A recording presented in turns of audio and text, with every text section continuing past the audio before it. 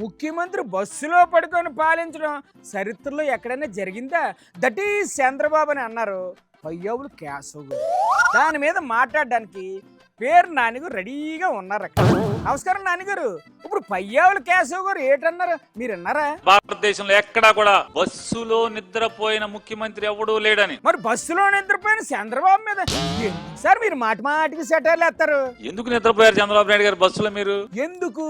దొంగతనంగా అక్కడ దొరికారు కాబట్టి పరిగెత్తుకొచ్చి ఇక్కడ బస్సులో పడుకున్నారు. ఇంతకీ ఆ కేసు ఏమైంది సార్? ఇంకో నాయుడు గారు పంచాయతీ చేశాడు. ఎవరెవరికి ఈ మధ్య పంచాయతీ? రావు గారికి నాయుడు గారికి పంచాయతీ తీర్మానం ఏంటి? కట్టుబట్టలతో వెళ్ళిపోవాలన్నారు, వచ్చేసారు. మీరు వచ్చి బస్సులో ఉన్నారు. ఎలా అయితే ఏంటి సార్? బాబు గారు బస్సులో పడుకున్నారా లేదా?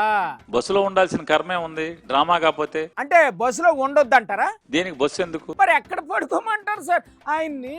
లింగంనేని రమేష్ బిల్డింగ్ అప్పుడు ఉందిగా. ఆయన ఏడు సార్ మీరు బస్సుల్లో పడుకుంటే వచ్చినంత మైలేజీ బిల్డింగ్ గెస్ట్ హౌస్ లో పడుకుంటే వస్తదా? చంద్రబాబు మనస్తత్వం ఎంత నీచంగా ఉంటదంటే నాయుడు గారిది. ఎలా ఉంటది? ఫైర్ యాక్సిడెంట్ అని పేపర్ లో రాగానే ఇందులో కుట్ర కోణం ఉంది, పోలీసులు మీరు తొందరగా అందులో ఎవడున్నాడో లాగా అంటే వైసీపీ ఎవడన్నా అరెస్ట్ చేయమని. అసలు ఆ పైపులు ఎలా కాలిపోయాయి సార్? ఆ కాంట్రాక్ట్ కంపెనీ వాడు 4 నెలల నుంచి ఆ సెక్యూరిటీ గార్డుకి జీతం ఇవ్వలేదంట. జీతం ఇవ్వకపోగా ఆడిని డబుల్ డ్యూటీ చేయమంటున్నారంట.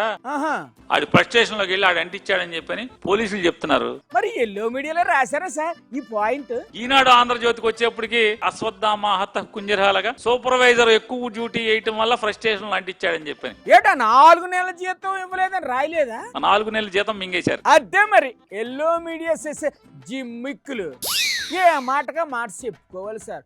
బాబు గారి మీద ఏక వాళ్ళని ఇవ్వరండి వాళ్ళు.